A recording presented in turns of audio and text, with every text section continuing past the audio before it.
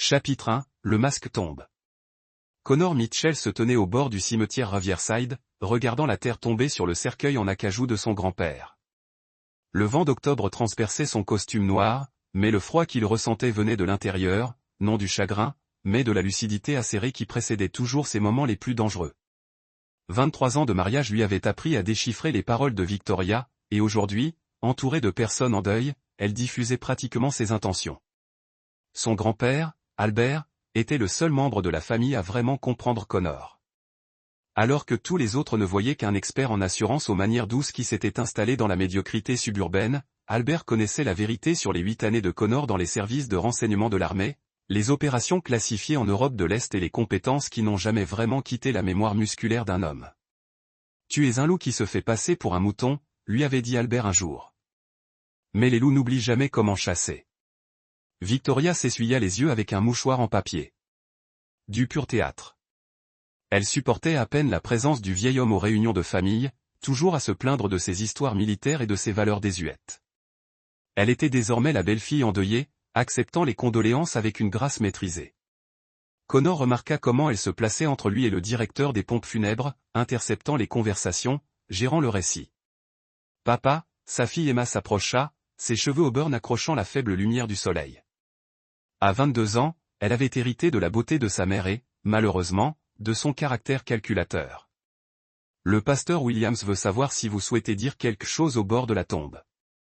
Connor hocha la tête, mais avant qu'il puisse s'avancer, la main manucurée de Victoria lui saisit le bras. « Chérie, tu es trop émotif. Laisse-moi m'en occuper. » Son sourire était compatissant pour la foule, mais son regard contenait un avertissement qu'il avait de plus en plus souvent perçu ces derniers mois. « Je peux parler au nom de mon grand-père » dit Connor doucement. « Bien sûr que si » répondit Victoria, sa voix juste assez forte pour que les proches l'entendent. « Mais on sait comment on est quand on est bouleversé. Tu te souviens de ce qui s'est passé aux funérailles de ta mère. La famille n'a pas besoin d'une autre scène. » Le mensonge était savamment orchestré. Connor avait prononcé un éloge funèbre parfaitement approprié lors de la cérémonie de sa mère 3 ans plus tôt. Mais Victoria avait appris que remodeler la réalité par petites touches était plus efficace que des inventions dramatiques. La mort par 1000 coupures était sa spécialité. Tyler, leur fils de 18 ans, se tenait légèrement à l'écart du groupe familial, ses cheveux noirs tombant sur des yeux renfrognés. Contrairement à Emma, qui avait appris à imiter les manipulations de sa mère, Tyler s'était simplement replié sur lui-même, devenant un étranger chez lui. Connor ne se souvenait plus de leur dernière vraie conversation. La famille apprécie tes paroles, Victoria. L'avocat d'Albert, Robert Sterling, intervint avec diplomatie. Peut-être que nous pourrions. En fait, Victoria le coupa sèchement. Connor ne sera pas nécessaire pour la procédure judiciaire. Il s'agit avant tout d'une affaire de famille. Elle mit l'accent sur la famille d'une manière qui excluait Connor, malgré les 37 années de sa vie passée avec les Mitchell. Connor sentit le calme familier l'envahir. Ce calme prédateur qu'il avait maintenu en vie lors des raids nocturnes à Saro et des collectes de renseignements à Moscou. Victoria venait de commettre sa première grave erreur tactique. Elle avait dévoilé son jeu trop tôt, manifesté une confiance excessive dans une position dont elle n'aurait pas dû être certaine. Il ne dit rien, se contentant de la regarder orchestrer le reste de la cérémonie funéraire. Victoria guidait les conversations, déterminait qui parlait et quand, et parvenait tant bien que mal à se positionner comme la principale représentante de la famille Mitchell. Emma suivit l'exemple de sa mère, tandis que Tyler restait à l'écart des manœuvres politiques. Alors que l'assistance commençait à se disperser, Connor s'approcha de Robert Sterling. « Quand liras-tu le testament ?» Sterling jeta un coup d'œil nerveux à Victoria, qui disait au revoir aux voisins âgés d'Albert. « Madame Mitchell m'a demandé de fixer la date pour la semaine prochaine. Mardi à 10h. Madame Mitchell vous a demandé. » Connor garda une voix neutre, mais Sterling perçut le léger changement de ton. « Eh bien, elle a mentionné que vous aviez du mal à accepter la perte. J'ai pensé qu'il serait peut-être préférable de régler d'abord les aspects juridiques au sein de la famille proche. » Connor hocha lentement la tête, classant ses informations. Victoria allait plus vite qu'il ne l'avait prévu, ce qui signifiait qu'elle savait quelque chose qu'il ignorait ou pensait savoir. Le trajet du retour se fit en silence, à l'exception des appels téléphoniques d'Emma à ses amis et de la musique de Tyler qui résonnait dans ses écouteurs. Victoria regardait par la fenêtre passager, réfléchissant probablement à ses prochaines actions. Connor avait appris à reconnaître son visage pensif, ses lèvres légèrement pincées, son regard vague, ses doigts tapotant sa cuisse. Ce soir-là, tandis que Victoria se préparait à aller se coucher, Connor était assis dans son bureau, examinant des dossiers d'assurance. C'était sa couverture, du travail à terminer, des demandes d'indemnisation qui nécessitaient son attention. En réalité, il accédait à des bases de données et à des réseaux d'informations dont la plupart des gens ignoraient l'existence. Son expérience dans le renseignement lui avait conféré des compétences qui allaient bien au-delà de la simple déclaration d'assurance. Victoria apparut dans l'embrasure de la porte, vêtue de sa chemise de nuit en soie, celle qu'elle avait achetée pour les grandes occasions, mais qu'elle avait abandonnée pour lui depuis des mois. « Tu devrais te reposer, ma puce. La journée a été riche en émotions. »« Je me lève bientôt, » répondit Connor sans lever les yeux de son ordinateur portable. Elle s'attarda, et il sentit qu'elle l'observait. Après 23 ans, ils étaient devenus experts dans l'interprétation des micro-expressions, des schémas vocaux et des comportements de l'autre. Victoria l'interrogeait, essayant de déterminer s'il soupçonnait quelque chose. Robert Sterling a appelé, dit-elle d'un ton détaché. Il veut déplacer la lecture du testament à vendredi plutôt qu'à mardi. Quelque chose à propos d'emploi du temps conflictuel. Connor leva enfin les yeux. C'est bon. Je vais adapter mes horaires de travail. Le sourire parfait de Victoria. Quel type de leader ils approuvent?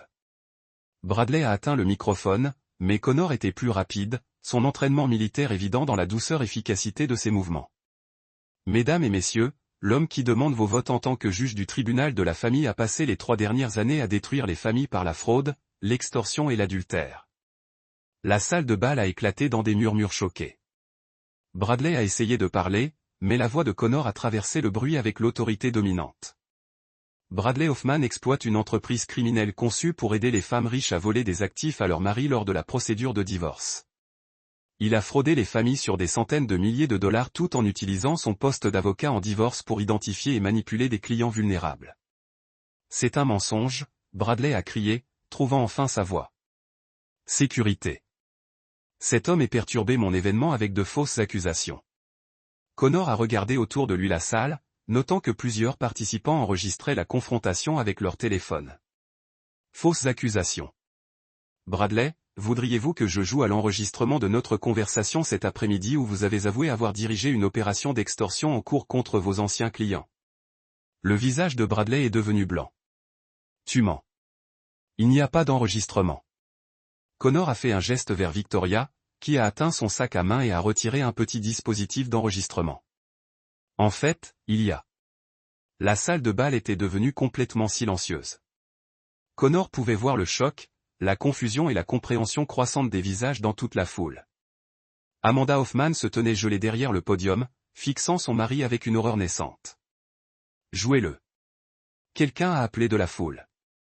Connor a reconnu la voix comme appartenant à la juge Patricia Wells, le juge principal du tribunal de la famille qui serait le collègue de Bradley s'il était élu. Victoria a activé l'enregistreur et la voix de Bradley a rempli la salle de bal à travers le système audio. Ce que nous faisons n'est pas seulement rentable, Vicky. C'est révolutionnaire. Nous redistribuons la richesse des hommes qui tiennent leurs femmes pour acquises aux femmes qui méritent mieux. L'enregistrement suite, capturant les admissions de Bradley sur les relations en cours avec les anciens clients, ses méthodes de cachette des actifs et ses plans d'élargir son opération criminelle après avoir remporté les élections. Avec chaque déclaration incriminante, Connor a regardé le choc de la foule se transformer en dégoût et en colère. À la fin de l'enregistrement, le silence était assourdissant. Bradley se tenait derrière le podium comme un homme face à une équipe de tir.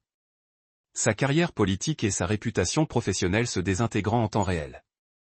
Le juge Wells s'est levé de sa table. Monsieur Hoffman, cet enregistrement est-il authentique? Bradley a essayé de parler, mais aucun mot n'est sorti. Son directeur de campagne, une femme sharp-looking dans la quarantaine, devançait déjà vers la sortie, reconnaissant clairement un navire qui coulait lorsqu'elle en a vu un. Connor s'est approché du microphone. Mesdames et messieurs, j'ai des preuves supplémentaires qui seront livrées aux autorités appropriées ce soir. Monsieur Hoffman a fraudé plusieurs familles, corrompu les procédures judiciaires et violé son serment en tant qu'officier de la cour. Connor, s'il vous plaît. Bradley a finalement réussi à dire, c'est un malentendu. Nous pouvons régler cela en privé. Le temps pour les conversations privées est terminé. La voix de Connor portait la finalité froide que sa famille avait appris à reconnaître. Vous avez détruit ma famille à des fins lucratives. Vous avez corrompu mes enfants et volé leur avenir. Vous avez transformé ma femme en un criminel et mon mariage en une fraude. Connor a regardé dans la pièce, rencontrant les yeux des personnes qui détermineraient le sort de Bradley. Cet homme vous a demandé de lui faire confiance avec le pouvoir de prendre des décisions concernant les familles en crise. Je suis ici pour vous montrer exactement qui il était. Et les déclarations de victimes ont peint une image complète de l'entreprise criminelle de Bradley. Vous vivez un mensonge tout ce temps. A également détruit notre famille.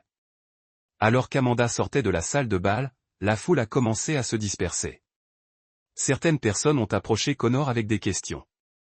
D'autres se précipitaient vers les sorties, et quelques-uns se sont rassemblés autour de Bradley comme des requins, sentant du sang dans l'eau. Connor sentit Emma et Tyler apparaître à côté de lui. Leur mission complète. Victoria se tenait près du mur en regardant la destruction de l'homme qui l'avait manipulé avec une expression de sombre satisfaction. « Papa » dit Tyler tranquillement. Le canal 7 est là. Ils veulent vous interviewer. Connor hocha la tête, sentant le poids du moment. Emma, allez aider votre mère à rentrer à la maison en toute sécurité. Tyler, restez avec moi pour les médias. Alors que Connor se préparait à affronter les caméras, il a réfléchi à la façon dont les tables étaient complètement tournées. Il y a 3 jours, Victoria l'avait exclu des décisions familiales. Ce soir, la carrière de Bradley Hoffman était terminée. Son mariage a été détruit et son opération criminelle a été exposée au monde. Le loup avait finalement révélé sa vraie nature, et la chasse était presque terminée. Chapitre 9. Pas de pardon. 6 mois plus tard, Connor s'est assis dans l'étude de la maison de son grand-père, maintenant sa maison, passant en revue les rapports finaux de récupération des actifs. La procédure judiciaire avait évolué avec une vitesse surprenante une fois que l'opération criminelle de Bradley est devenue des connaissances publiques. Les accusations fédérales, les sanctions du barreau de l'État, les poursuites civiles et les procédures de divorce ont créé une cascade de conséquences qui ont laissé Bradley et ses co-conspirateurs confrontés à des années de litige et à une peine de prison potentielle. Connor avait récupéré presque tous les actifs volés, ainsi que des dommages et des pénalités qui l'ont laissé beaucoup plus riche qu'avant le début de la trahison de Victoria. Plus important encore, le fonds de la victime qu'il avait créé avait aidé d'autres familles à reconstruire leurs finances après les régimes frauduleux de Bradley. Emma a frappé à la porte de l'étude portant 2 tasses de café. À 23 ans, elle avait mûri considérablement au cours des derniers mois, canalisant ses compétences analytiques dans des activités légitimes plutôt que de la vengeance. Elle terminait sa maîtrise en comptabilité médico-légale et avait déjà reçu des offres d'emploi de 3 grandes entreprises. À quoi ressemblent les chiffres finaux ? Demanda-t-elle, s'installant sur la chaise en face de son bureau. Mieux. Que prévu, Connor a accepté le café avec gratitude. Les procureurs estiment que nous récupérons 93% des actifs volés, et les jugements civils devraient couvrir le reste. Et Bradley, 34 chefs d'accusation de fraude, 6 chefs d'extorsion, violations multiples du barreau et divorce qui ne lui laissera rien. La voix de Connor n'a eu aucune satisfaction, en énonçant simplement les faits. Il servira probablement de 8 à 12 ans s'il accepte la négociation de plaidoyer. Emma hocha la tête pensivement. Vous sentez-vous désolé pour lui ? Non. La réponse de Connor a été immédiate et définitive. Je suis désolé pour ses enfants, sa femme, ses victimes et les clients légitimes qui lui ont fait confiance. Mais Bradley a fait ses choix avec la pleine connaissance des conséquences. Tyler est apparu dans la porte, maintenant 6 pieds de haut et ressemblant plus à un homme qu'à un adolescent. Sa dernière année avait été compliquée par le scandale familial, mais il avait traité la tension et les ragots avec une maturité remarquable. Il avait été accepté dans 3 universités et avait prévu d'étudier la justice pénale. « Papa, maman est là », a déclaré Tyler. « Elle veut te parler. » Connor a regardé le visage du fils, lisant les émotions complexes là-bas. Tyler avait maintenu une relation civile avec Victoria au cours des derniers mois, mais leur connexion avait été en permanence modifiée par sa trahison. A-t-elle dit qu'en est-il ? Elle veut discuter à nouveau de la réconciliation. Mia par Emma, combien de fois va-t-elle essayer jusqu'à ce qu'elle accepte que certaines choses ne puissent pas être réparées, a répondu Connor. Envoyez-la, Tyler. Mais vous et Emma n'ont pas besoin d'entendre cette conversation. Victoria est entrée dans l'étude en meilleure santé qu'elle ne l'avait fait depuis des mois. Sa coopération avec les autorités avait gagné son immunité contre les poursuites, et elle avait utilisé le temps pour se reconstruire physiquement et émotionnellement. Elle avait trouvé du travail dans une organisation à but non lucratif, avait commencé une thérapie et remboursé lentement l'argent qu'elle avait volé au fonds universitaire d'Emma. Bonjour, Connor. Elle a pris la chaise qu'Emma avait quittée. Merci de m'avoir vu, Victoria. Le ton de Connor était poli, mais neutre. Que puis-je faire pour vous? J'ai pensé à ce que nous avons discuté le mois dernier, au pardon, à la reconstruction, à savoir si nous pouvions trouver un moyen de suivre ensemble. Connor a étudié le visage de son ex-femme, voyant de véritables remords mélangés à l'espoir qu'il savait qu'il était sur le point de s'éteindre. Et je sais que j'ai fait de terribles erreurs. Je sais que je vous fais du mal, vous et les enfants d'une manière qui ne peut pas être facilement réparée. La voix de Victoria était stable, contrôlée, mais nous avons eu 23 bonnes années avant que tout ne se passe mal. Nous avons construit une famille ensemble, partagé une vie, nous nous sommes aimés. Oui, nous l'avons fait. Ces années n'étaient pas un mensonge, Connor. La personne que vous avez épousée, la femme qui a donné naissance à Emma et Tyler, le partenaire qui a soutenu votre carrière et a partagé vos rêves.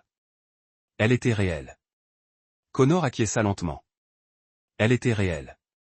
Mais c'était aussi la personne qui a choisi de trahir tout ce que nous avons construit ensemble. Qui a choisi de voler l'avenir de nos enfants, qui a choisi de corrompre notre fille pour aider à commettre des crimes contre notre famille.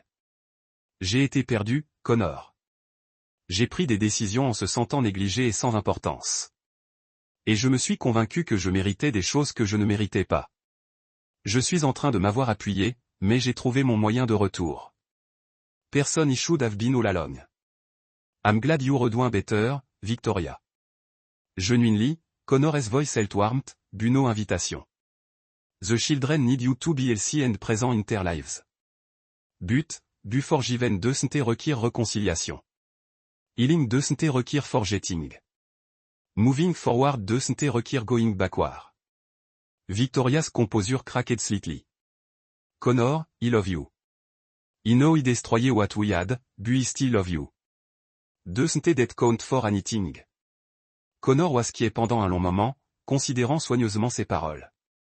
Ce n'est pas suffisant, Victoria. La confiance est le fondement du mariage. Et vous n'avez pas seulement rompu cette confiance. Vous l'avez systématiquement détruit sur plus d'un an. Vous me regardez dans les yeux tous les jours en volant notre famille. Vous avez manipulé nos enfants pour vous aider à me trahir. Vous avez transformé notre mariage en complot criminel. Je peux reconstruire cette confiance. Je peux prouver que j'ai changé, que je suis digne d'une seconde chance. Vous pouvez reconstruire votre relation avec vous-même. Vous pouvez réparer vos connexions avec Emma et Tyler au fil du temps s'ils choisissent de le permettre. Mais ce que nous avions en tant que mari et femme est terminé. Les yeux de Victoria se remplissaient de larmes. Alors c'est tout.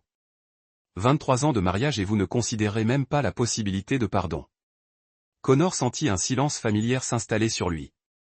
Pas le calme prédateur de la chasse, mais la finalité d'une décision prise et acceptée. Victoria, je vous ai pardonné il y a des mois. J'ai libéré ma colère, mon désir de vengeance, mon besoin de vous punir. Je vous ai pardonné ma propre tranquillité d'esprit, pas parce que vous l'avez gagnée. Alors pourquoi?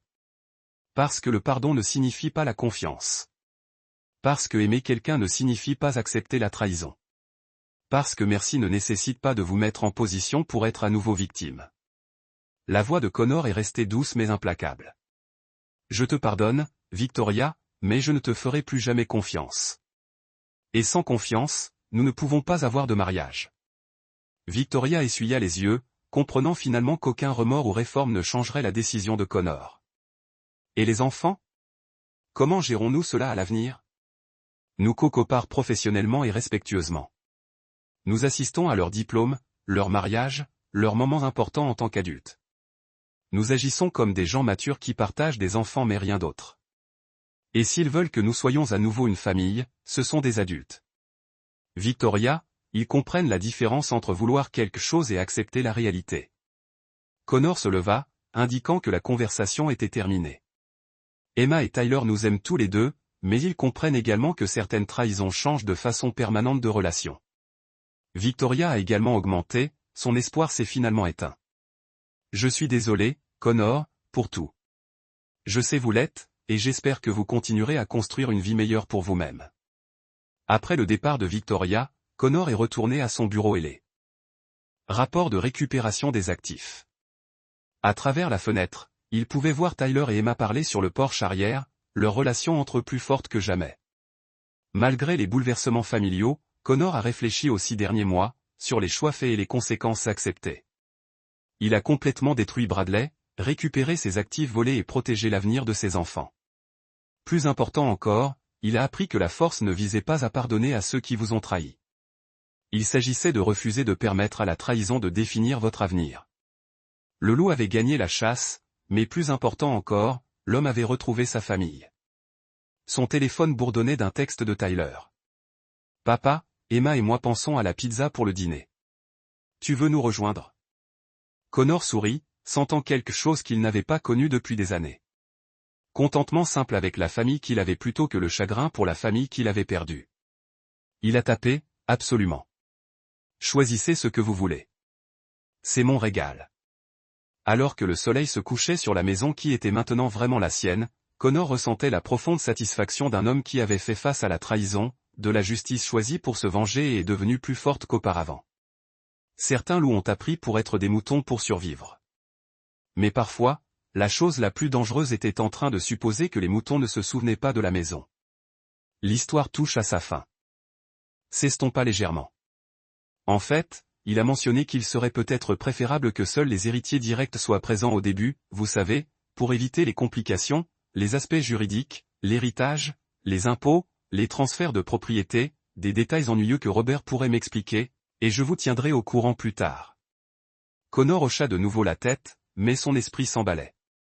Victoria essayait de l'exclure de la lecture du testament de son propre grand-père, ce qui signifiait qu'elle connaissait le contenu du testament ou qu'elle avait des raisons de croire qu'elle pouvait manipuler la situation à son avantage.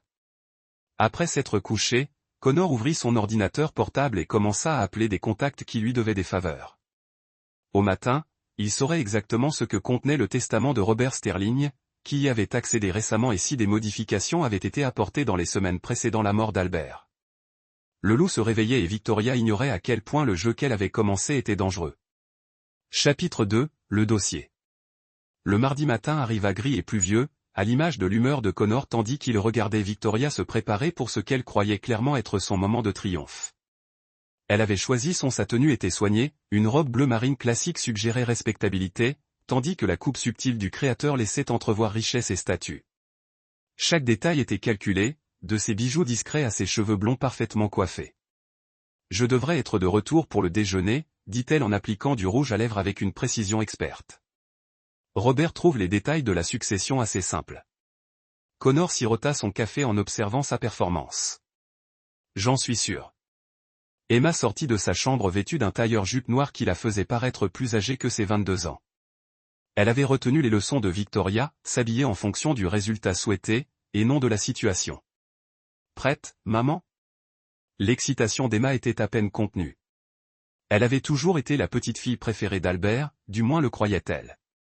Le vieil homme l'avait en effet chérie, mais Connor soupçonnait que les sentiments d'Albert étaient plus complexes qu'Emma ne le comprenait.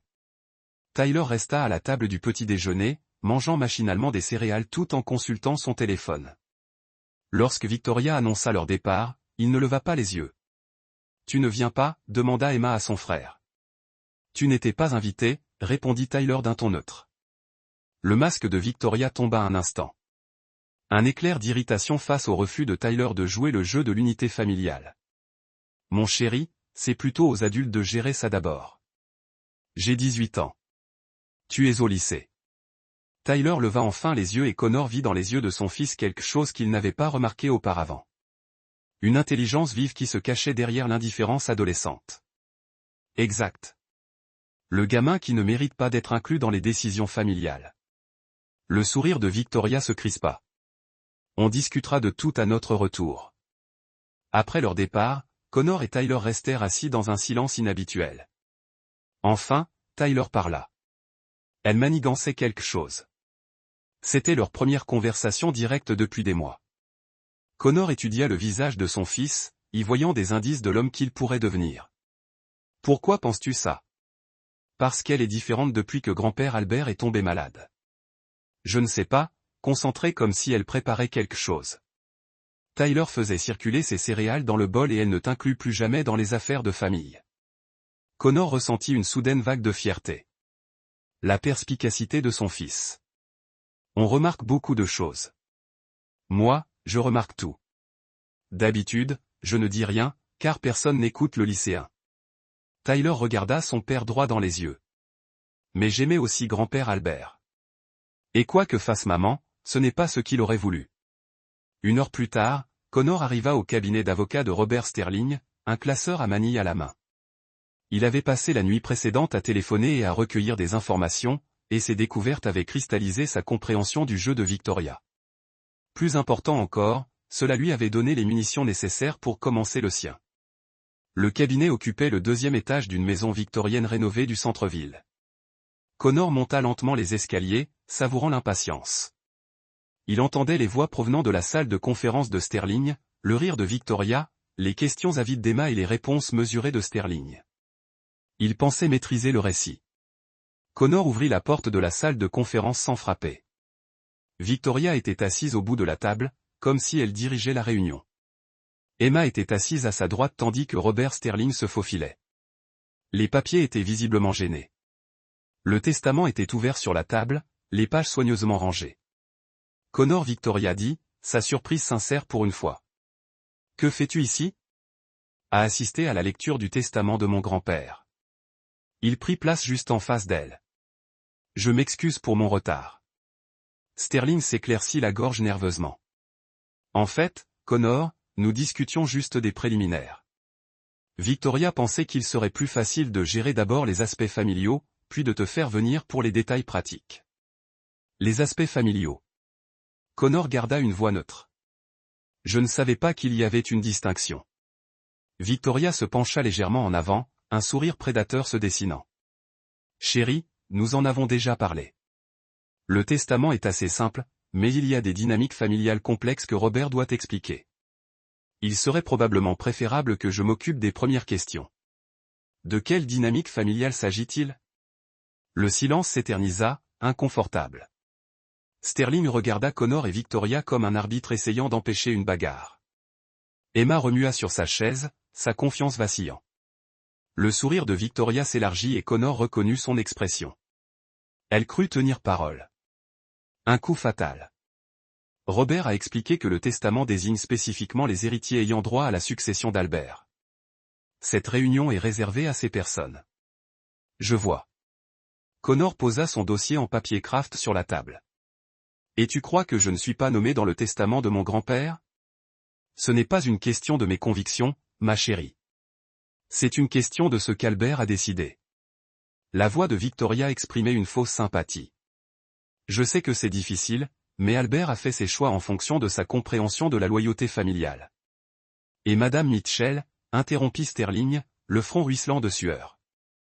Peut-être devrions-nous examiner le contenu du testament avant de faire des suppositions. Je l'ai déjà examiné, Robert. Le ton de Victoria suggérait que l'avocat était inutilement prudent. Albert était très clair sur ses intentions. Connor hocha lentement la tête, puis glissa son dossier en papier craft sur la table vers Sterling. Robert, avant de continuer, tu devrais peut-être jeter un coup d'œil à ceci. Sterling ouvrit le dossier et Connor vit le visage de l'avocat perdre ses couleurs. À l'intérieur se trouvaient des photocopies de documents que Connor aurait dû être incapable d'obtenir. Le téléphone de Sterling. Des documents du mois dernier, dont plusieurs appels à Victoria, des relevés de dépôt bancaire attestant d'un versement substantiel sur le compte personnel de Sterling par une société appartenant aux frères de Victoria, et, plus accablant encore, des copies imprimées de courriels entre Sterling et Victoria, discutant de modifications à la planification successorale d'Albert. Où as-tu trouvé ça ? Chuchota Sterling. Ce n'est pas important, répondit calmement Connor. L'important, c'est la suite. Emma se pencha en avant, essayant de voir les documents. Maman, de quoi parle-t-il ? Victoria perdit son sang-froid. Connor, je ne sais pas à quel jeu tu joues, mais pas à un jeu. La voix de Connor prit une tournure nouvelle qui figea tout le monde dans la pièce. Juste des informations. Le genre d'information qui pourrait détruire des carrières et des mariages et entraîner des poursuites pénales. Il se tourna vers Sterling. Voulez-vous expliquer à ma fille ce que contiennent ces documents, Robert, ou dois-je le faire? Les mains de Sterling tremblèrent en fermant le dossier. Connor, je crois qu'il y a eu un malentendu. Pas de malentendu. Connor se leva, sa présence emplissant soudain la pièce. Tu as pris de l'argent à ma femme pour modifier le testament de mon grand-père. Ma femme a planifié de voler mon héritage tout en feignant de pleurer un homme qu'elle méprisait, et ma fille a été complice d'une fraude qui pourrait vous envoyer tous en prison. Emma pâlit, comprenant enfin l'ampleur de ce qui se passait. Maman. Le masque de Victoria vola enfin en éclats. Espèce de salaud. Comment oses-tu espionner? Comment oses-tu? La voix de Connor baissa à peine au-dessus d'un murmure, mais elle était plus menaçante que n'importe quel cri. Comment oserais-je découvrir que ma femme est une voleuse? Comment oserais-je protéger l'héritage de ma propre famille? Comment oserais-je refuser de me faire prendre pour un imbécile? Il regarda autour de lui, croisant le regard de chacun. Voilà ce qui va se passer.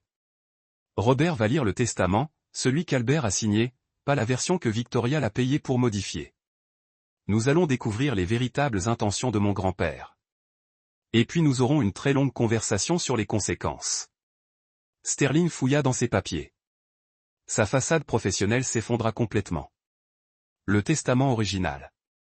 Je l'ai dans mon coffre. Tu l'as? Ordonna Connor. Alors que Sterling quittait la pièce, Connor se tourna vers Victoria et Emma. Sa femme le fixait avec une sorte de peur, tandis qu'Emma semblait sur le point de vomir. Qui es-tu? Murmura Victoria. Connor sourit, mais sans la moindre chaleur. Je suis exactement celui que j'ai toujours été, Victoria. Tu n'as simplement jamais pris la peine de regarder sous la surface. Lorsque Sterling revint avec le testament authentique, Connor écouta avec une satisfaction morose l'avocat lire les intentions réelles d'Albert. Le vieil homme avait tout laissé à Connor, la maison, les investissements, l'entreprise familiale et un héritage substantiel. Des dispositions étaient prévues pour l'éducation d'Emma et Tyler, mais rien pour Victoria au-delà de ce que la loi exigeait pour les conjoints survivants. Plus important encore, Albert avait joint une lettre à son testament, à lire à voix haute. Elle détaillait ses soupçons sur la personnalité de Victoria, ses inquiétudes quant à son influence sur la famille et sa confiance explicite dans le jugement de Connor sur toutes les questions familiales. Lorsque Sterling eut fini de lire, la pièce était silencieuse, à l'exception des sanglots discrets d'Emma. Connor prit son dossier et se dirigea vers la porte. Victoria, Emma, soyez à la maison à 18h. Nous avons beaucoup de choses à discuter. Connor, attends. Commença Victoria. Il s'arrêta sur le seuil, regardant sa femme et sa fille. Oh, et Victoria, fais tes bagages. Tu ne resteras pas chez moi ce soir. Alors qu'il quittait le cabinet d'avocat au bureau, Connor ressentit une sensation familière. Cette concentration froide et précise qui lui avait été bien utile dans des situations bien plus dangereuses que la trahison en banlieue. Le jeu ne faisait que commencer, et Victoria ignorait totalement à qui elle jouait. Le loup avait finalement décidé d'arrêter de se faire passer pour un mouton. Chapitre 3. Le chasseur révélé. Connor rentra chez lui et trouva Tyler en train de lancer un ballon de basket dans l'allée, le rebond rythmé de la balle résonnant contre la porte du garage. Son fils leva les yeux lorsque la voiture s'arrêta. Et Connor vit dans le regard de l'adolescent une question qu'il évitait depuis des mois. Comment ça s'est passé?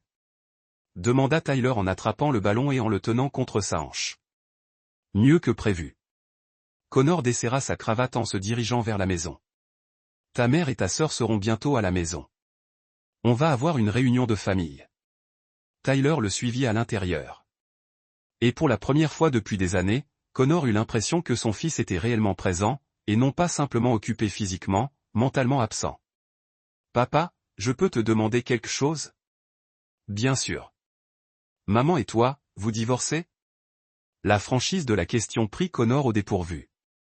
Il étudia le visage de Tyler, cherchant des traces du petit garçon qui construisait des forteresses en Lego et lui demanda si les monstres existaient. Qu'est-ce qui te fait penser ça? Parce que vous dormez dans des chambres séparées maintenant? Parce qu'elle te parle comme si tu étais une employée? Elle essaie de te virer parce que tu la regardes comme une étrangère que tu n'apprécies pas particulièrement. Tyler s'assit sur le canapé, tenant toujours le ballon de basket. Je ne suis pas aveugle, papa. Et je ne suis pas stupide. Connor s'assit en face de son fils, le voyant clairement pour peut-être la première fois depuis des années. Tu n'es certainement pas stupide, et tu es plus observateur que je ne le pensais. Toi aussi. Cela dépend des prochains choix de ta mère. Connor se pencha. En avant, les coudes sur les genoux. Tyler, que savais-tu de mon travail avant que je travaille dans les assurances? Le changement de sujet semblait le perturber. Tu étais dans l'armée, n'est-ce pas? Avant ma naissance, j'étais dans les services secrets. J'ai passé 8 ans à recueillir des informations sur des gens qui ne voulaient pas que leurs secrets soient révélés. J'ai appris à décrypter les gens, à suivre les mouvements financiers, à prédire les comportements. Connor marqua une pause. Ces compétences ne disparaissent pas comme ça quand on remplit des déclarations de sinistres pour gagner sa vie. Les yeux de Tyler s'écarquillèrent légèrement. Tu as enquêté, maman? Je protège ma famille. Parfois, cela signifie savoir des choses que d'autres préfèrent garder secrètes. Avant que Tyler ne puisse répondre, ils entendirent la voiture de Victoria dans l'allée. Connor se leva, les épaules redressées comme Tyler ne l'avait jamais vu auparavant, une attitude qui suggérait le commandement plutôt que le compromis. Victoria entra la première, complètement rétablie. Elle avait visiblement passé le trajet du retour à élaborer des stratégies, à se reconstruire. Emma suivit, les yeux rouges et tremblantes, l'air de vouloir être n'importe où ailleurs. Connor, il nous faut parler, annonça Victoria comme si elle maîtrisait encore la situation. Oui, nous le faisons. Connor fit un geste vers le salon. Réunion de famille, tous ensemble. Ils s'installèrent autour de la table basse, Connor et Tyler d'un côté, Victoria et Emma de l'autre. Leur positionnement était symbolique, comme des équipes adverses se préparant à des négociations. Victoria commença avant que Connor ne puisse parler. Je ne sais pas quel genre de surveillance illégale vous avez mené, mais rien d'illégal, interrompit calmement Connor. J'utilise simplement les ressources à la disposition de quelqu'un ayant mon expérience et mon niveau d'habilitation. Vous êtes expert en sinistre. Je suis un ancien agent de renseignement qui travaille maintenant dans les assurances. Il y a une différence. La voix de Connor portait une autorité qui captivait tout le monde dans la pièce. Et cette différence est sur le point de devenir très importante pour cette famille. Emma parla enfin, d'une voix faible et incertaine. Papa, je ne savais rien pour maman et monsieur Sterling. Je pensais que grand-père Albert l'ignorait vraiment. Connor reporta toute son attention sur sa fille. Emma, tu as aidé ta mère à m'exclure de l'organisation des funérailles. Tu t'es coordonné avec elle pour que je reste, m'éloigner de la lecture du testament. Tu as activement contribué à m'exclure des décisions familiales. Son ton n'était pas colérique, juste froidement factuel. L'ignorance des détails n'excuse pas une trahison délibérée. Le visage d'Emma se décomposa. Je croyais que maman avait dit que tu avais du mal à gérer la mort de grand-père. Qu'il valait mieux pour la famille que je sois marginalisé et finalement rejeté. Le sourire de Connor était dénué de chaleur. Ce n'est pas protéger la famille, Emma. C'est éliminer les obstacles gênants. Le masque de Victoria tomba à nouveau, révélant le prédateur calculateur qui se cachait sous lui. Espèce de salaud moralisateur. Tu te crois tellement supérieur, jugeant tout le monde. Mais tu as quitté cette famille il y a des années. Tu es devenu un fantôme dans ta propre maison, faisant semblant d'être un mari et un père sans jamais vraiment interagir avec aucun d'entre nous. L'accusation planait dans l'air, et Connor en sentit le poids. Il y avait du vrai dans les mots de Victoria. Il s'était replié sur lui-même, était devenu passif, avait laissé sa famille dériver vers des schémas qu'il aurait dû affronter plus tôt. Tu es, c'est vrai, dit-il doucement. J'ai vérifié. J'ai laissé mon mariage se dégrader et devenir un arrangement commercial. J'ai arrêté de me battre pour ma famille alors que j'aurais dû être plus présent. Il marqua une pause, les regardant chacun, mais c'est fini maintenant. Tyler se pencha en avant. Qu'est-ce que ça veut dire? Connor fouilla dans sa veste et en sortit un épais dossier. Ça veut dire que j'ai passé les 3 derniers mois à rassembler des informations sur ce qui se passe réellement dans cette famille. La liaison de ta mère avec Bradley Hoffman. Les arrangements financiers qu'elle a passés avec l'entreprise de son frère. Les dettes qu'elle a cachées. Les propriétés qu'elle a achetées en son nom. L'argent du fonds d'études qu'elle a détourné. Il posa le dossier sur la table basse. Tout. Victoria se raidit. Tu m'espionnes depuis 3 mois. Je protège mes intérêts après avoir découvert que ma femme me trahit systématiquement depuis plus d'1 an. Connor ouvrit le dossier, révélant des photos, des relevés bancaires et des documents juridiques. Bradley Hoffman n'est pas seulement ton amant, Victoria. C'est ton partenaire commercial dans un stratagème visant à acquérir des propriétés en utilisant mon crédit et mes actifs comme garantie, puis à transférer la propriété sur des comptes auxquels je n'ai pas accès. Emma fixa les documents avec horreur. Maman, tu voles papa. Ce n'est pas du vol, rétorqua Victoria. C'est le mariage. De toute façon, la moitié de tout m'appartient. La moitié des biens matrimoniaux légalement détenus, corrigea Connor. Pas la moitié des prêts obtenus frauduleusement, des comptes cachés ou des biens achetés par usurpation d'identité. Il sortit un document précis. Tu pensais vraiment que je ne te remarquerais pas en train d'utiliser mon numéro de sécurité sociale pour ouvrir des lignes de crédit que je n'ai jamais autorisées. Le silence retomba dans la pièce, à l'exception du tic-tac de l'horloge de parquet dans le couloir. La respiration de Victoria était courte et Connor pouvait voir son esprit s'emballer, cherchant des échappatoires qui n'existaient pas. Tyler brisa le silence. Papa, que va-t-il se passer maintenant? Connor regarda son fils, y voyant autant d'espoir que de peur. Cela dépend de l'honnêteté de chacun à l'avenir. Il se tourna vers Emma. Ton fonds pour les études supérieures existe toujours, mais pas là où ta mère te l'avait dit. Elle l'avait déplacé pour payer ses investissements immobiliers avec Bradley.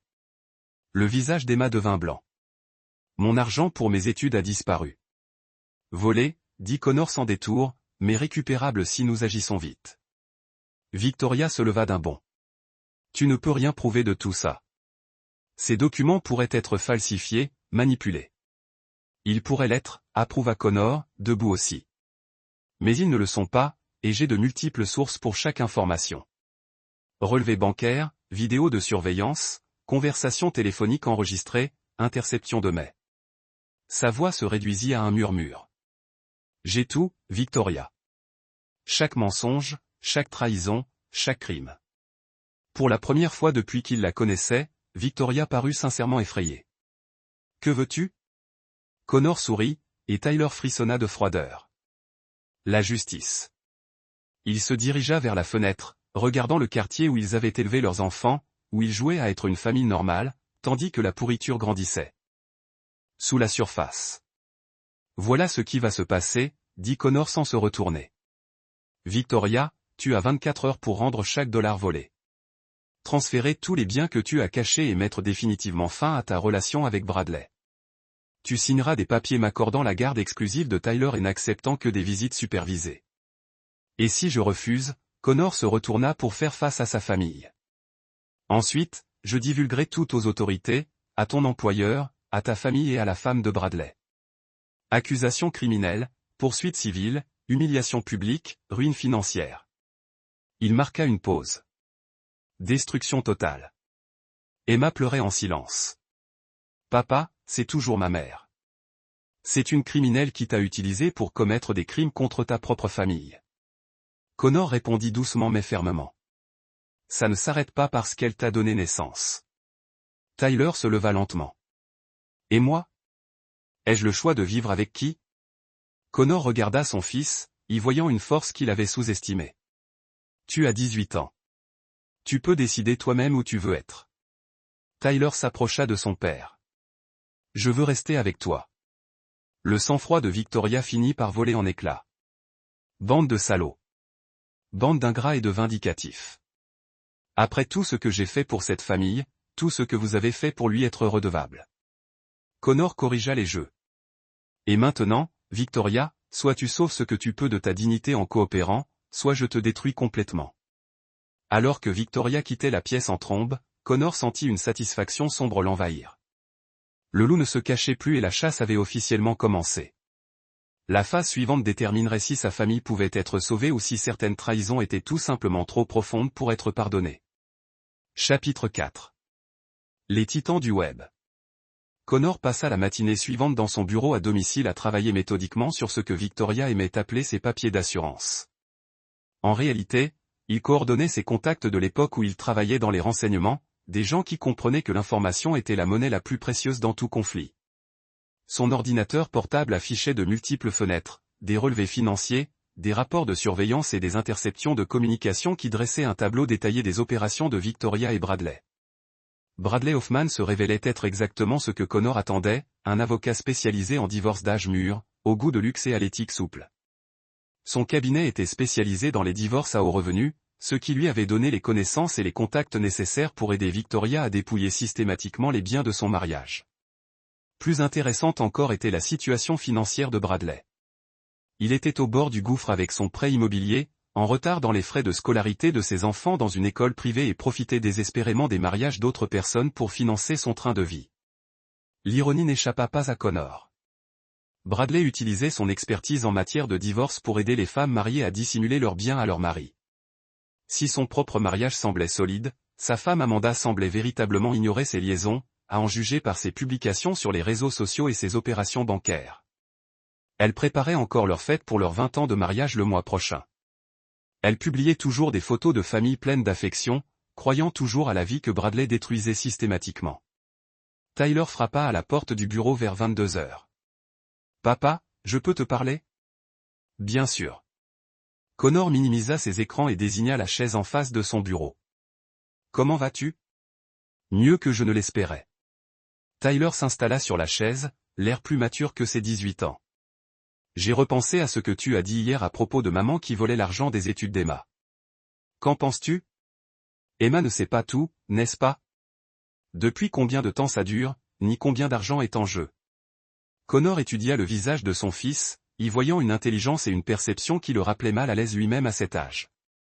Pourquoi demandes-tu ça? Parce qu'Emma m'a envoyé des textos toute la matinée, essayant de savoir si elle devait te croire ou croire maman. Elle est confuse, effrayée et en colère, mais elle n'a pas les idées claires. Tyler se pencha en avant. Mais j'observe maman depuis des mois, papa. J'ai vu les nouveaux vêtements, les absences inexpliquées, la façon dont elle parle à quelqu'un au téléphone alors qu'elle pense que personne ne l'écoute. Ce n'est pas nouveau. Depuis combien de temps te méfies-tu? Depuis Noël dernier. Peut-être plus longtemps. La voix de Tyler était ferme, mais Connor percevait la douleur sous-jacente. J'espérais me tromper, qu'il y avait une explication qui n'impliquait pas la présence de maman. Il cherchait le mot. Un criminel, un inconnu, quelqu'un que je n'avais jamais vraiment connu. Connor ressentit un élan de protection envers son fils, mêlé de culpabilité de ne pas avoir décelé la conscience de Tyler plus tôt. Je suis désolé que tu aies dû comprendre ça tout seul. Je ne le suis pas, dit Tyler fermement. J'ai 18 ans, papa. J'avais besoin de savoir qui est vraiment ma famille, pas qui je voulais qu'elle soit. Avant que Connor ne puisse répondre, son téléphone vibra, un SMS de Victoria lui parvint. On doit parler en privé pendant 1 heure. Connor montra le message à Tyler, qui le lut et secoua la tête. Elle va essayer de te manipuler, de te faire culpabiliser, de te plaindre d'elle ou de te rendre responsable de tout ça. Tu crois? Je sais. Alors, c'est ce qu'elle fait. Tyler se leva. Papa, je peux te demander autre chose? N'importe quoi.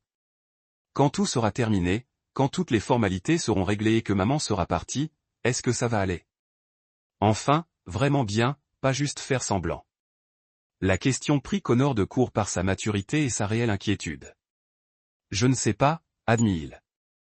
Mais je sais que je m'en sortirai mieux qu'aujourd'hui. Vivre avec la trahison est pire que d'en subir les conséquences. Tyler hocha la tête. Tant mieux, parce que je veux retrouver mon vrai père, pas le fantôme qui vit ici depuis quelques années. 1 heure plus tard, Connor retrouva Victoria au Morrison Café, un endroit neutre où son penchant pour les scènes dramatiques serait limité par le cadre public. Elle était déjà assise à son arrivée, et il remarqua qu'elle avait choisi une table dans un coin, ce qui le rassurerait de l'intimité tout en restant visible des autres clients. Victoria paraissait épuisée, sa tenue impeccable habituelle révélant des fractures de stress.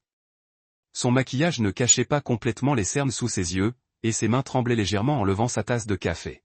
« Tu es affreuse, » dit Connor en s'asseyant. « Merci. C'est exactement ce que j'avais besoin d'entendre. » Le sourire de Victoria était fragile. « Connor, il faut qu'on trouve une solution. Pour le bien de l'enfant, au moins, je t'écoute. » La situation a dérapé. Oui, j'ai fait des erreurs. Oui, j'aurais dû être plus honnête au sujet des arrangements financiers, mais détruire toute notre famille à cause d'indiscrétion ne servira à rien. Connor sirota son café en scrutant le visage de sa femme. Indiscrétion, ma relation avec Bradley était mauvaise. Je l'admets, mais c'est terminé maintenant, et nous pouvons la reconstruire si nous sommes tous les deux prêts à faire preuve de maturité. Ta relation avec Bradley était un adultère. Tes activités financières étaient du vol. Ta manipulation de nos enfants était de la violence psychologique. La voix de Connor resta posée. Ce ne sont pas des indiscrétions, Victoria. Ce sont des crimes. Le masque de Victoria tomba à nouveau, révélant frustration et peur. Que veux-tu de moi, Connor? Graligne. L'humiliation publique. Tu as déjà gagné. Tu as la volonté. Tu as les preuves. Tes enfants sont de ton côté. Que te faut-il de plus? Je veux que tu comprennes que ce n'est pas une question de gagner ou de perdre. C'est une question de conséquences. Connor se pencha légèrement en avant. Tu as passé plus d'1 an à trahir systématiquement tous ceux qui te faisaient confiance. Tu as volé l'avenir de nos enfants. Tu as corrompu notre fille pour qu'elle t'aide à commettre une fraude. Tu as transformé notre famille en société écran pour ton entreprise criminelle. Entreprise criminelle. Connor, tu es ridicule. Vraiment? Connor posa son téléphone sur la table, affichant une photo du cabinet de Bradley. J'ai passé la matinée à me renseigner sur les autres clientes de Bradley. 3 autres femmes, toutes en instance de divorce, toutes utilisant les mêmes stratégies de dissimulation d'actifs qu'il a développées avec toi. Il dirige une opération de fraude systématique. Et tu n'es pas sa première associée. Victoria se figea. De quoi parles-tu? Bradley Hoffman utilise sa position d'avocat spécialisé en divorce pour aider des femmes fortunées à voler leur mari depuis des années. Tu fais partie d'un schéma, Victoria. Un modèle économique. Connor passa à la photo suivante, montrant Bradley avec une autre femme dans un restaurant. Voici Jennifer Walsh. Divorcée l'année dernière. A réussi à cacher 2 millions de dollars à son ex-mari grâce aux méthodes de Bradley. Ils étaient amants, eux aussi. Le visage de Victoria perdit ses couleurs. Ce n'est pas Bradley qui a dit que j'étais spécial. Qu'on construisait quelque chose ensemble. Vous construisiez quelque chose ensemble. Une conspiration criminelle sur le point d'éclater. Connor rangea son téléphone. Bradley ne t'aime pas, Victoria. Il t'utilise comme il a utilisé d'autres femmes comme source d'argent et de validation, tout en maintenant une vie de famille respectable. Victoria fixa sa tasse de café et Connor vit son monde se transformer autour de cette nouvelle information. Comment sais-tu tout ça? Parce que je suis très doué pour trouver des informations quand j'en ai besoin. La voix de Connor s'adoucit légèrement. Victoria, tu t'es fait avoir. Bradley vous a identifié comme une épouse riche et insatisfaite et a mené une escroquerie de longue date qui vous faisait sentir privilégié, tandis qu'il vous utilisait systématiquement pour commettre des crimes. Vous mentez. Je vous offre une porte de sortie. Connor tendit la main par-dessus la table, sans même la toucher. Aidez-moi à récupérer les biens volés. Témoignez contre l'opération de Bradley. Coopérez avec les autorités et vous pourriez éviter la prison. Victoria leva les yeux brillants de larmes retenues, et notre mariage est terminé. La voix de Connor n'exprimait aucune cruauté, juste une certitude. Tout a pris fin lorsque vous avez choisi de trahir notre famille. Mais votre liberté ne doit pas nécessairement s'arrêter avec cela. Victoria resta silencieuse un long moment, digérant les dégâts de ses plans soigneusement élaborés. Et Emma? Elle me prend pour un monstre maintenant. Emma pense que vous êtes un criminel parce que vous avez commis des crimes. Ce qu'elle pense de vous en tant que personne dépendra de la façon dont vous vous comporterez désormais. Et Tyler a compris que vous mentiez il y a des mois. Il attend que quelqu'un lui dise la vérité. Victoria hocha lentement la tête, s'essuyant les yeux avec une serviette. Si je coopère, si je t'aide à récupérer l'argent et à témoigner contre Bradley, que m'arrivera-t-il? Cela dépend de ton degré de coopération et de l'ampleur des dégâts que tu as réellement causés. Connor se leva. Tu as jusqu'à ce soir pour décider. Après ça, je poursuis sans ton aide. En s'éloignant, Connor sentit Victoria l'observer. La femme qu'il avait épousée 23 ans plus tôt était toujours là, quelque part, enfouie sous des couches de prétention, d'égoïsme et de mauvais choix. Mais cette femme n'était plus sous sa responsabilité. Le loup avait trouvé sa faiblesse dans les louanges. Il était temps de refermer le piège. Chapitre 5. Le piège se referme. Connor rentra chez lui et trouva Emma assise à la table de la cuisine. Son ordinateur portable était ouvert et des documents étalés autour d'elle comme des preuves sur une scène de crime. Elle leva les yeux lorsqu'il entra et il vit sa propre nature analytique se refléter dans son intensité concentrée. « J'ai parcouru mes comptes universitaires, dit-elle sans préambule, les recoupant avec les relevés bancaires que tu nous as montrés hier. » Connor s'assit en face d'elle, remarquant la façon méthodique dont elle avait organisé les documents financiers. « Que as-tu trouvé ? » Maman a commencé à retirer de l'argent de mon fonds d'études il y a 14 mois. De petites sommes d'abord, puis de plus grosses sommes. La voix d'Emma était ferme, mais Connor voyait la douleur sous son air contrôlé. Elle ne se contentait pas de voler. Elle le vidait systématiquement tout en me disant qu'il fructifiait. Combien ? 87 000 $. Emma ferma son ordinateur portable avec un clic sec. Mon avenir tout entier s'était envolé. Transféré sur des comptes auxquels je n'ai pas accès. Investi dans des propriétés que je n'ai jamais vues.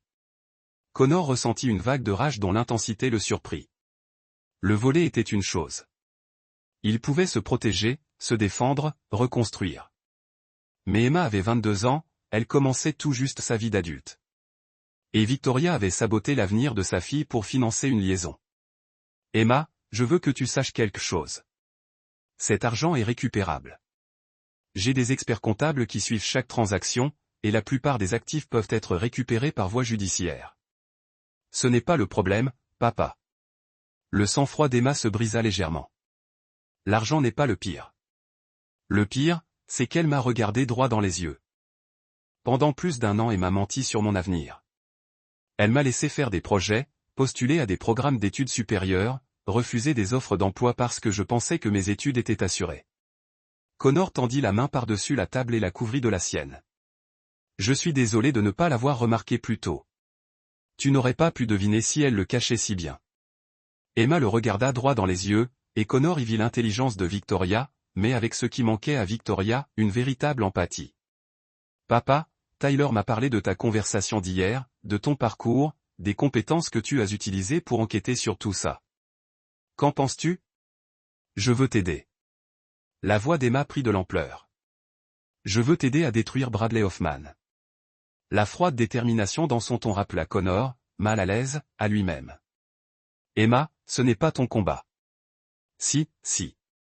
Elle rouvrit son ordinateur portable et ouvrit un nouveau document. J'ai fait des recherches sur le cabinet d'avocats de Bradley, ses autres clients, sa structure financière. Il est vulnérable, papa. Vraiment vulnérable.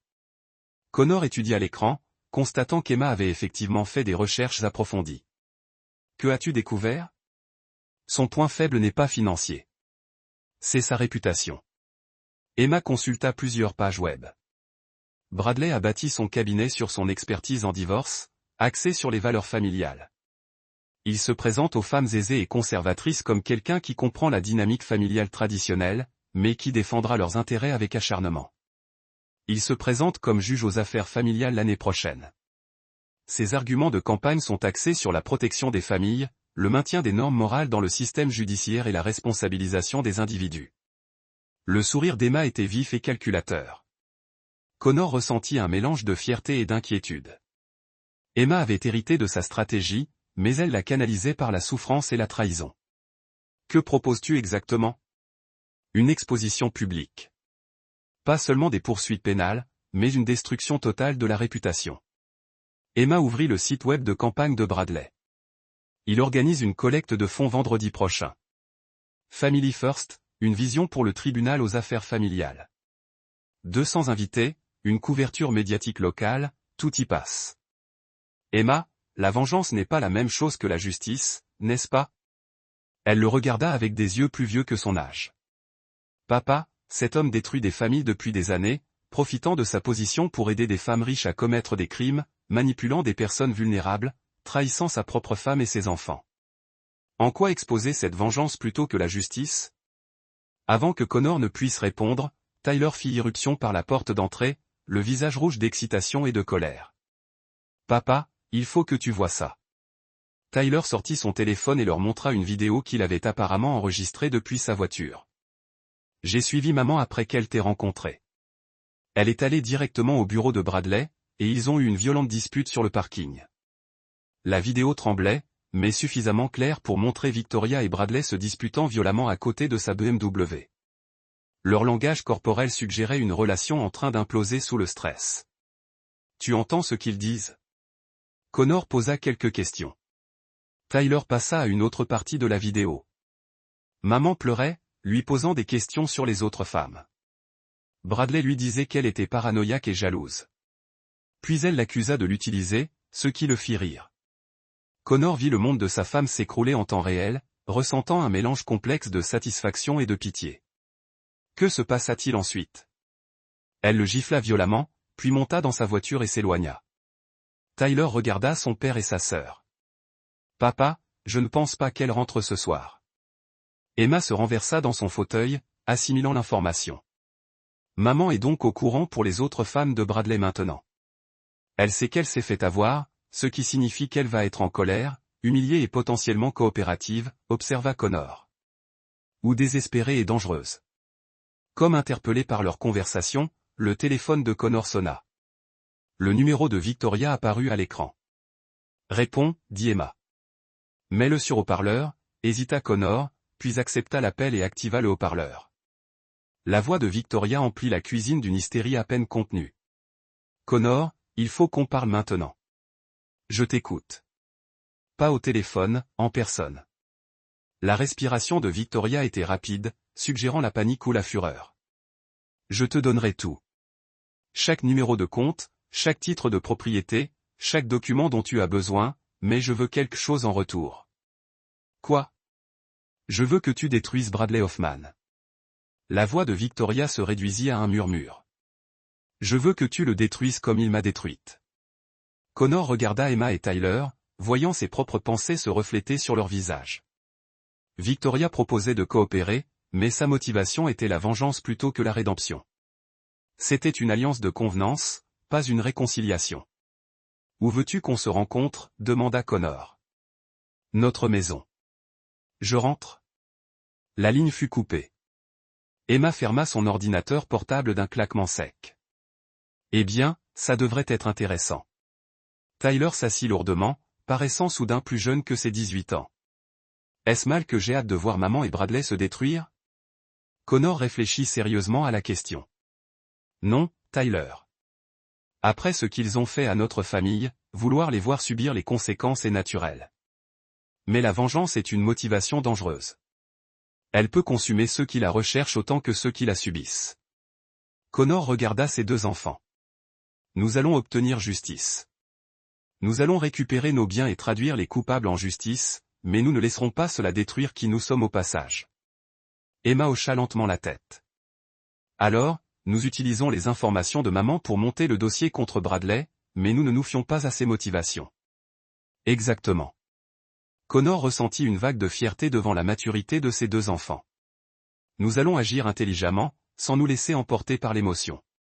En attendant le retour de Victoria, Connor songea à quel point sa famille avait changé en seulement 3 jours. Tyler était impliqué et attentionné. Emma était analytique et déterminée, et Connor lui-même se sentait plus vivant qu'il ne l'avait été depuis des années. La meute de loups se formait, et la chasse était sur le point d'atteindre son paroxysme. Chapitre 6.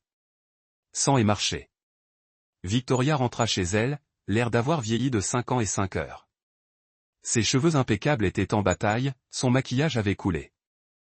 Et sa robe de créateur était froissée par ce qui avait clairement été une confrontation émotionnelle. Elle entra dans la cuisine où Connor, Emma et Tyler l'attendaient. Et Connor vit dans ses yeux quelque chose qu'il n'avait jamais vu auparavant. Une défaite totale. J'ai été une telle idiote, dit-elle sans préambule en s'effondrant sur une chaise. Quelle idiote vaniteuse. Emma observa sa mère avec un détachement clinique. Que s'est-il passé avec Bradley? Victoria rit amèrement. Ton père avait raison. Bradley arnaquait plusieurs femmes depuis des années. Je lui ai présenté les preuves de Connor, et il n'a même pas essayé de nier. Elle s'essuya les yeux, étalant encore plus de mascara.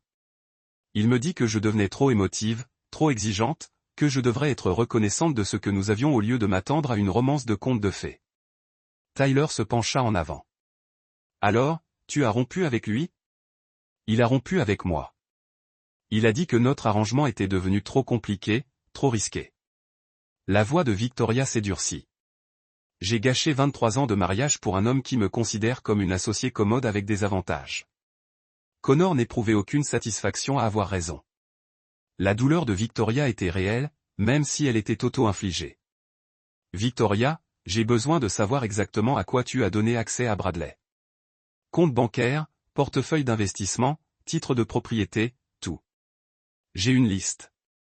Victoria a sorti un papier plié de son sac à main. J'ai passé l'après-midi à reconstituer chaque transaction, chaque document que j'ai signé, chaque compte que j'ai ouvert. Elle a fait glisser le papier sur la table. C'est pire que je ne le pensais. Connor a déplié le papier, parcourant la liste détaillée. L'ampleur du vol était stupéfiante. Pas seulement le fonds d'études d'Emma, mais aussi les comptes de retraite de Connor, les lignes de crédit hypothécaire sur leur maison, les prêts commerciaux contractés sur son assurance, et les investissements réalisés avec de l'argent qui n'existait pas légalement. Seigneur, Victoria. Cela représente plus de 300 000 $. 347 000 $ pour être exact. La voix de Victoria était monotone, sans émotion.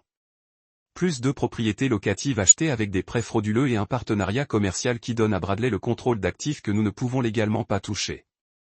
Emma fixa sa mère, sous le choc. Tu as ruiné tout notre avenir financier pour un homme qui t'a largué dès que les choses se sont compliquées. Oui. Victoria regarda sa fille droit dans les yeux. Oui, je l'ai fait. Et je donnerais n'importe quoi pour que ça change. Tyler était resté silencieux pendant cet échange, mais maintenant il parlait. Maman, pourquoi? Je veux dire, vraiment, pourquoi? Papa n'est pas parfait, mais il ne t'a jamais maltraité. Il travaillait dur. Il était fidèle. Il nous aimait. Qu'est-ce qui t'a pris de tout gâcher?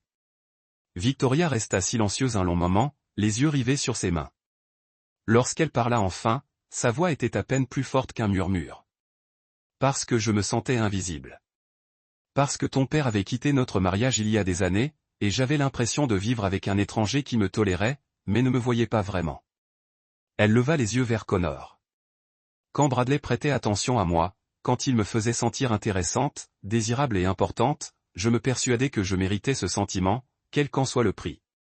Connor assimila cela, reconnaissant la vérité dans les paroles de Victoria, parallèlement à la justification égoïste. Tu te sentais négligé, alors tu as décidé de commettre des crimes. Je me sentais inutile, alors j'ai pris des décisions catastrophiques et stupides. L'honnêteté de Victoria était brutale. Je me disais que je prenais ce que je méritais, ce à quoi j'avais droit en tant qu'épouse et partenaire. Mais en réalité, j'essayais juste de me sentir puissante pour la première fois depuis des années. L'expression d'Emma s'adoucit légèrement. Maman, si tu étais malheureuse, pourquoi n'as-tu pas simplement demandé le divorce? Pourquoi ce stratagème élaboré? Parce que le divorce aurait signifié tout partager équitablement. De cette façon, je pensais pouvoir conserver le style de vie que je voulais tout en ayant l'excitation dont j'estimais avoir besoin. Victoria secoua la tête. Je pensais être maligne. Je pensais pouvoir tout avoir. Connor observa le visage de sa femme, y voyant un sincère remords mêlé d'apitoiement sur soi.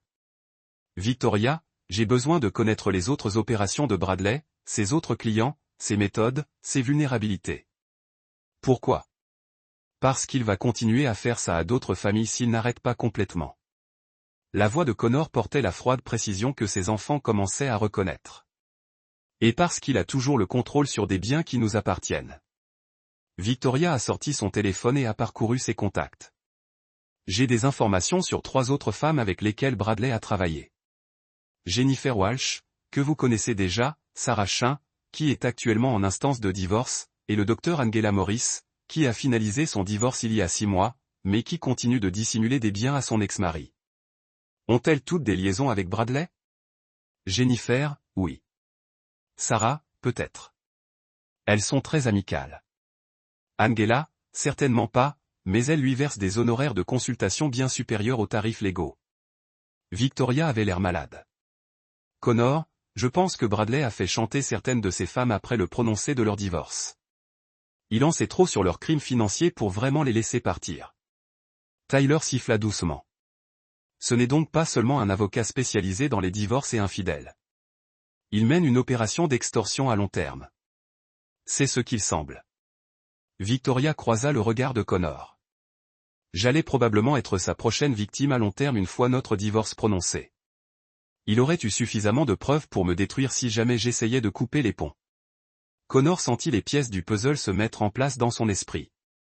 Victoria, je veux que tu appelles Bradley ce soir. Dis-lui que tu as changé d'avis et que tu veux arranger les choses. Quoi? Connor, je ne peux pas. Tu peux et tu le feras.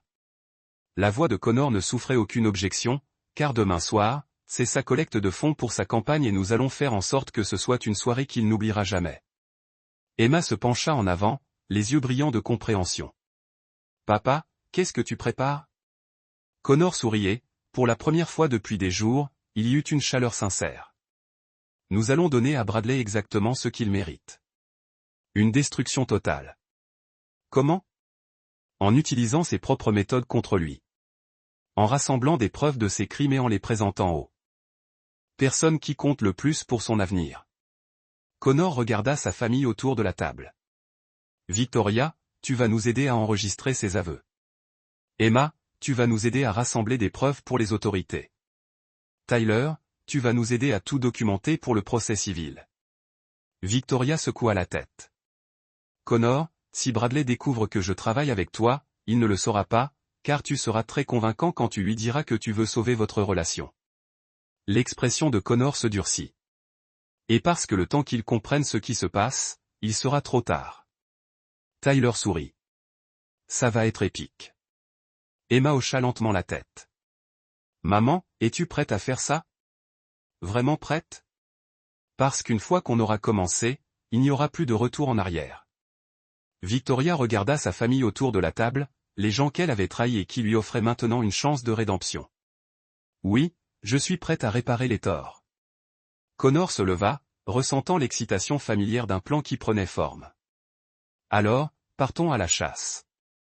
La meute était au complet et, demain soir, Bradley Hoffman apprendrait ce qui arrive aux prédateurs qui choisissent la mauvaise famille pour cible. Chapitre 7. L'orage qui se prépare. Le lendemain matin, Connor était assis dans sa voiture devant le cabinet d'avocat de Bradley, observant à travers le téléobjectif l'arrivée de sa cible au travail. Bradley avait l'air confiant, voire arrogant, tandis qu'il traversait le parking dans son costume à 1000 points, apparemment indifférent au chaos qu'il avait laissé dans la vie de Victoria. L'homme ignorait que son monde soigneusement construit était sur le point de s'effondrer. Le téléphone de Connor vibra, un SMS d'Emma lui parvint. Le matériel d'enregistrement était testé et prêt. Maman se débrouille très bien en répétition. Un autre message de Tyler. Liste des invités pour ce soir acquise. Je connais 3 personnes qui vont à la collecte de fonds. Victoria avait parfaitement joué son rôle la veille, appelant Bradley pour s'excuser de son emportement et lui proposant de se rencontrer avant sa collecte de fonds pour discuter de leur avenir. Bradley avait accepté sans hésiter, pensant probablement que Victoria serait facile à manipuler pour la ramener à la conformité. Il n'avait aucun moyen de savoir que Connor avait passé des années à former des personnes à tromper des cibles bien plus sophistiquées qu'un avocat spécialisé en divorce dans une petite ville. Le téléphone de Connor sonna et le nom de Robert Sterling apparut à l'écran. L'implication de l'avocat dans la fraude à la laine l'avait poussé à coopérer avec Connor plutôt que d'être poursuivi au pénal. Connor, j'ai les documents financiers qu'il a demandés. Les comptes de Bradley, ses partenariats commerciaux, le financement de sa campagne, tout. Et il est ruiné, complètement endetté. La seule chose qui maintient son cabinet à flot, c'est l'argent qu'il prend à des clientes comme Victoria. La voix de Sterling tremblait. Connor, si cela devient public, cela ne va pas seulement détruire Bradley. Cela va faire couler tout son cabinet. 3 autres avocats y travaillent. Ce n'est pas mon problème, Robert. La voix de Connor était dénuée de compassion. Tu aurais dû penser aux dommages collatéraux avant de décider de les aider à commettre des crimes. Je sais, je sais. Je dis juste qu'il va y avoir beaucoup de victimes innocentes lorsque cela se casse. Connor le considérait. Sterling avait raison. Le secrétaire de Bradley, ses associés juniors, ses clients ayant des besoins juridiques légitimes souffriraient tous lorsque sa pratique s'est effondrée. Mais Connor avait appris il y a longtemps que les greffes chirurgicales étaient rarement possibles dans la guerre. Parfois, des gens innocents se sont blessés lorsque vous avez brisé les cibles légitimes. Robert, je veux que vous prépariez des plans d'urgence pour les clients légitimes de Bradley. Transférez leurs fichiers à d'autres avocats. Protégez autant que possible leurs intérêts. Connor s'arrêta et je veux que vous créiez un fonds de victimes pour le peuple que Bradley a fraudé. Les dons anonymes des actifs récupérés. Vous allez redonner de l'argent volé. Je vais m'assurer que les victimes de Bradley sont faites entiers. Oui. Après avoir d'abord récupéré nos propres actifs. Connor a mis fin à l'appel et est rentré chez lui où il a trouvé sa famille engagée dans ce qui ressemblait à la préparation de Military Steel. Emma avait transformé la salle à manger en centre de commande avec des ordinateurs portables, des équipements d'enregistrement et des documents juridiques répartis sur la table. Tyler testait de l'équipement de caméra tandis que Victoria pratiquait sa conversation avec Bradley devant un miroir. « Comment ça va ?» demanda Connor. Emma leva les yeux de son ordinateur portable. Maman est devenue vraiment bonne pour agir comme si elle faisait toujours confiance à Bradley. Et Tyler a compris comment diffuser la vidéo en direct directement sur un serveur cloud. Donc, même s'il trouve l'équipement d'enregistrement, nous aurons une sauvegarde. Qu'en est-il de la collecte de fonds?